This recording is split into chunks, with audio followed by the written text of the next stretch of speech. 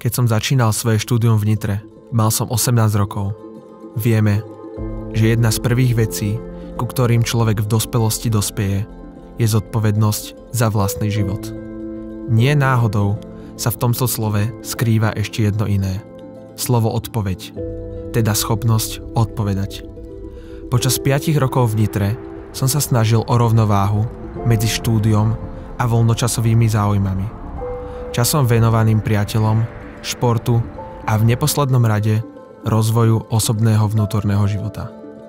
Niekedy sa totiž nemožno dlhodobo uspokojiť s jednoduchými odpoveďami na veľké otázky.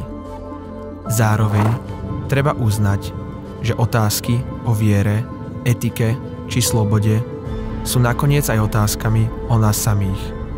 Miesto, vďaka ktorému sa mi podarilo počas štúdia naplňať mnohé zo spomenutých potrieb, bolo Univerzitné pastoračné centrum. Dnes sú už študentské roky pre mňa spomienkou. Okrem viacerých priateľstiev, ktoré pre mňa z týchto časov vzišli, sa teším aj z toho, že som študentský čas nepremárnil.